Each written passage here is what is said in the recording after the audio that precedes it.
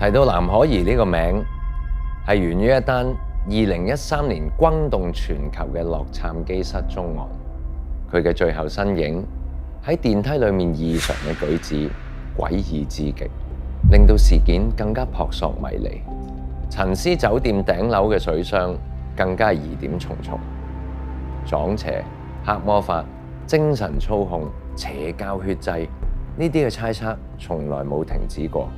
究竟係大家對呢一宗自殺案過分解讀，定係好似陰謀論所講，呢位年輕嘅藍可兒最後成為咗黑暗力量底下嘅犧牲品？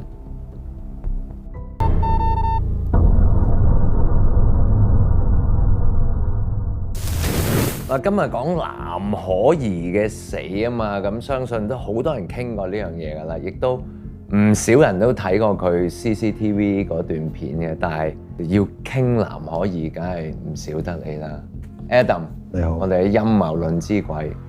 其實我好期待同你傾藍可兒嘅，因為咧呢一件事確實係表面都充滿陰謀，即係唔同平時話冇陰謀嗰啲講到佢有陰謀。我簡單講下我知嘅部分，其實藍可兒係2013年1月、2月嘅期間，係啦，就去咗洛杉磯嘅一個旅館度散下心咁啫。佢 keep 住每日都同屋企人聯絡嘅，直至到係1月31號，冇錯。咁就屋企人就話報警啊、失蹤啊咁。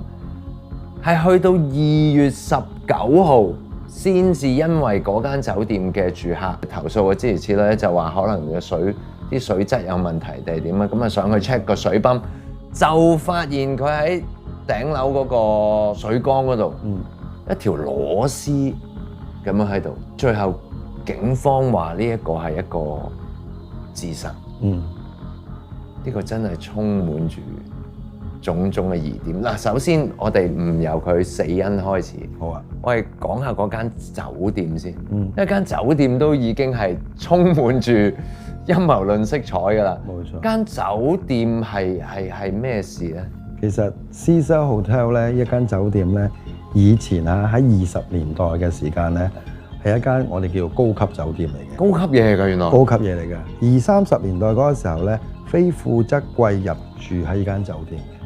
咁但係咧，因為遇咗美國嘅經濟大蕭條，咁開始啲經濟下滑嘅話咧，就搖身一變咧，就變咗啲咧真係最平嘅叫賓館啦。可以咁嘅咩？係啦，隨之嚟嘅就肯定好多啲所謂叫3價9樓嘅人咧，就入住啦。喺30年代打後咧，係發生咗好多嘅兇殺案，而呢啲兇殺案咧，唔係一啲小嘢嚟嘅，係一啲好大型、係轟動全國嘅一啲嘅兇殺案，例如係黑色大理花事件。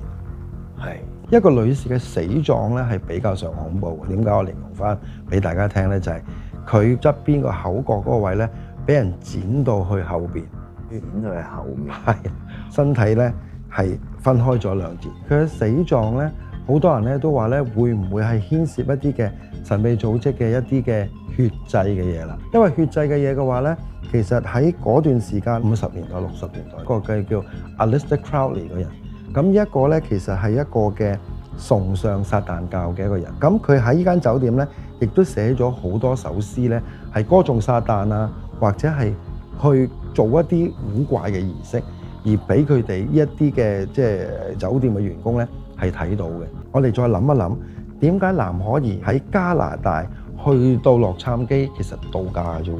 其實側邊咧亦都有好多嘅平價酒店。咁點解佢唔揀，偏偏要揀 Cecil Hotel 咧？最平咯，因為呢間。其實佢唔係最平嘅。咁啊怪啦！咁啊真係好奇怪，因為佢周邊嘅，以我所知我去過咧，都不下有3-4間賓館咧係平過 Cecil Hotel 嘅。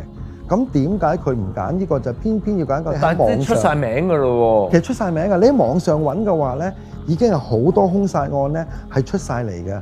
唔好話咩啦，我哋可能一位男士都見到呢間酒店咁邪惡或者咁多兇案嘅，你都唔會去啦。驚啊！或者附近有嘢玩嘅啫。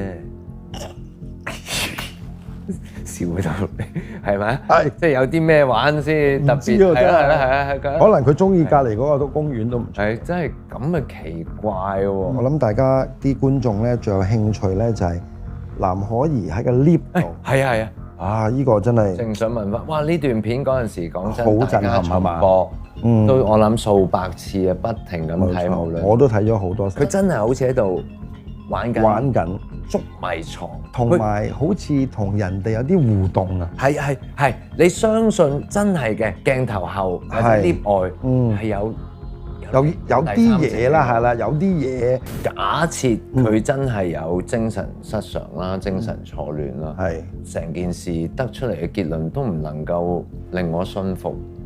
佢係因為精神失常，所以就會咁。我哋要再講下咧嗰個電梯嗰樣嘢。嗱，有啲網友好犀利嘅，佢真係逐格，究竟藍可兒撳過咩掣，做咗啲乜嘢，行咗出去講咗啲咩？咁當然聽唔到啦。咁總之有互動啦，係咪？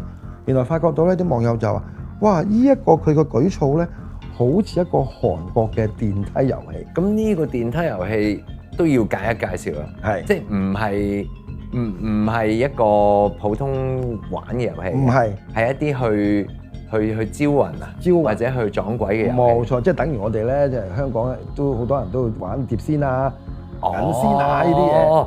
韓國咧就係唔係碟仙銀仙，lift 先，lift 先啊，即係玩個 lift 先都得。玩 lift，總之個 lift 去到邊一度，如果個 lift 咧去到10樓嘅話咧，你唔出去嘅話咧，你就會見到一個女士喺個 lift 出邊嘅，咁樣嘅係。咁會唔會因為咁樣而阿藍可兒覺得啊都幾得意喎，試下玩呢樣嘢啦咁樣？咁原來發覺到咧，藍可兒佢撳嘅層數咧，同呢一個韓國嘅電梯遊戲咧又一樣喎。咁有啲人就話啦，喂，會唔會因為佢得意或者佢覺得貪新鮮，去貪得意咧去玩呢個遊戲，令到佢有啲嘅惡靈上身啊？咁亦都有呢個咁嘅講法。最尾發現到佢嘅屍體嘅時候，係咩情況咧？嗱，呢一個咧就係佢哋之前嗰個嘅報紙就係講啦，就係一位女士嘅屍體咧就發現咗喺一個嘅水箱上邊啦，亦都影咗藍可兒嘅相啦。OK， 佢被發現嘅就係因為有一對嘅夫婦就開個水喉水，咁你都知道美國人咧入住酒店最興噶啦，就開個水喉水唔煲嘅，就咁飲嘅。咁佢飲咗一日噶啦，基本上其實佢太太就覺得咧，咦，我飲嘅水好似有啲異味，同埋咧嗰個杯咧有啲啡色嘅嘢咁樣。會有啡色嘅嘢都照飲落去啊！係啦，真係好犀利啊！咁咧就第二日咧，佢先生就落去大堂度，同個大堂嗰啲職員講話：喂，你哋啲食水係咪有啲問題啊？咁佢話：應該冇喎，唔係喎，你睇睇啊！咁啊，當然大堂就打去呢個保安部，咁啊保安部咧有位嘅黑人就話：哦，係啊，上去水箱度睇啦，一睇先至揭發呢一單案。因為我諗好多人都唔覺，喂，點解唔見咗、失蹤咗？原來喺個水箱入邊喎，咁當然就開始就轟動全國，甚至乎轟動全球啦。因為始終佢都係香港人，因為佢喺香港移民去加拿大嘅嚇，咁所以咧都幾震撼，都好關注。好多人一齊想破案啊！冇錯，抽絲剝繭，即係個個做咗柯南咁樣。即係你話精神失常好啦，你自己跳咗落去，咁浸咗咁多日都冇人發現啦。到當你真係咁多日，嗰日啲水先開始有事啦。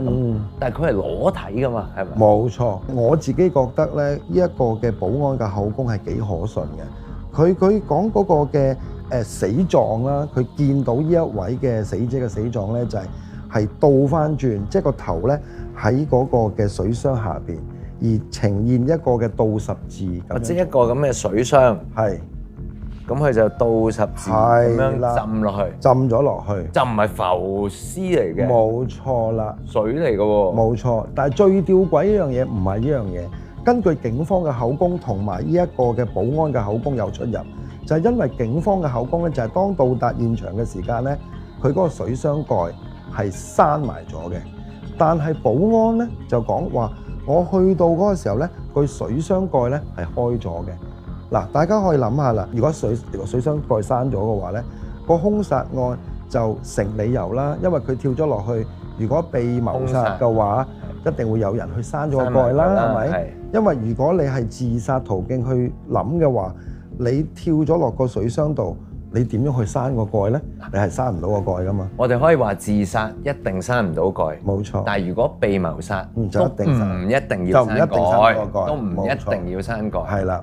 但係起碼如果閂咗蓋咧，就自殺嘅可能性係又低啲，又低啲。同埋佢係咪即係點啊？燒晒啲衫，然之後先至啲衫係完全唔見咗嘅。喂，咁其實呢件事你咁睇咧，會唔會都係似嗰啲血祭？嗱，好多人都會朝住呢個方向去睇嘅。佢已經係鋪排咗呢一個係一個受害者，亦都係某一啲嘢影響到佢係住呢間酒店，喺間酒店度被人殺咗之後咧，喺個水缸度揼個死狀咧，其實好有啲人就覺得好明顯，但係呢個係一啲嘅神秘組織。點解咧？呢個死狀有咩特別咧？你要知道神秘組織咧係敵基督嚟嘅。係敵基督嘅意思係咩咧？就係將個十字架調轉咗去。係啦。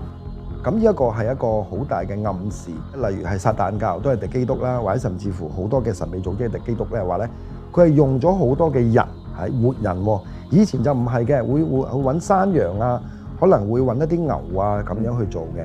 咁但係佢哋咧個所謂嘅活人祭咧，我唔可以叫血祭咧，叫活人祭啦，係將個人咧係倒轉嘅，即係唔一定係水缸啊，可能係燒死，可能係被謀殺死，都係喺倒吊一個嘅十字架咁樣。咁佢其實你係驗到佢係俾人就襲擊完先抌落水箱，定還是碾死咗先驗屍可以噶嘛？呢一個咧，我亦都想俾一個即係情況俾大家睇一睇咧。我自己覺得咧，驗屍咧係比較上得意。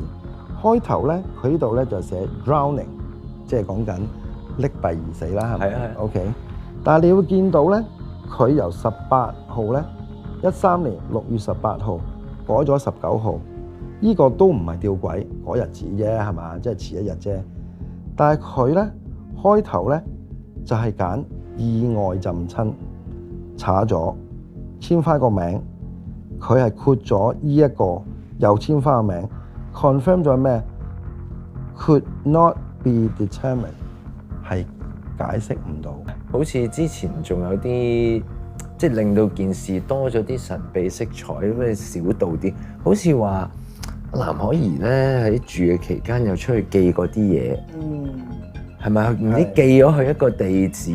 冇錯，因為嗰個時咧，警方亦都 check 咗藍可兒去咗邊度，就係知道佢失蹤之前咧，去咗一個嘅叫做書局啦，買咗本書，咁啊寄去一個嘅地址度。